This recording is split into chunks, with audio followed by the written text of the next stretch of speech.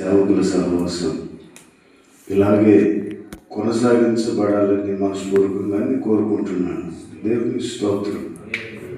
సేవలో ఎవరు ఎక్కువ కాదు, తక్కువ కాదు. అందరిలో ఒక సమాన భావం ఎప్పటికీ ఉండాలి.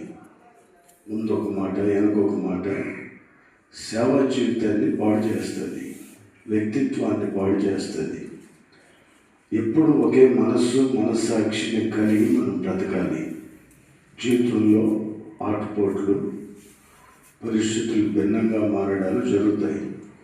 ఈరోజు నేను ఇలా ఉన్నాను, రేపు పొద్దున ఉంటానో ఉండనో తెలియదు. రేపు పొద్దున ఒకవేళ నేనుంటే ఎదురుగా ఉన్న వాళ్ళు ఉంటారో ఉండరో తెలియదు. ఇది ఒక చిన్న జీవితం.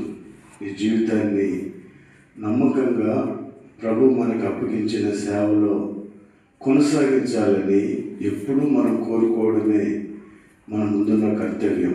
ఆయా శాఖలు, ఆయా రకాలైన పరిచర్యలు అయినప్పటికీ మనలందరినీ ఒక తాటి మీదకి తీసుకొచ్చిన దేవుడు ఎంతైనా గొప్పవాడు. దేవుని స్తోత్రం. దీంట్లో భిన్నాభిప్రాయాలు ఏమీ లేవు. అందరం ఒకటే. అందరం యేసు రక్తంలోనే కడగబడ్డాం. అందరం దేవుని ఆత్మ చేత నడిపించబడుతున్నాం. అందరం అదేవిధంగా దేవుని చేతుల్లోనే ఉండి ముందుకెళ్తున్నాం. కొందరు మాట్లాడగలరు, కొందరు మాట్లాడలేరు. కొందరికి వాక్చాతుర్యం ఉంది, కొందరికి వాక్చాతుర్యం లేకపోవచ్చు. ఏదేమైనా మనల్ని అందరినీ నడిపించేది కేవలం కృప మాత్రమే. Praise the lord. దేవుని వాక్యాన్ని మనం చదువు.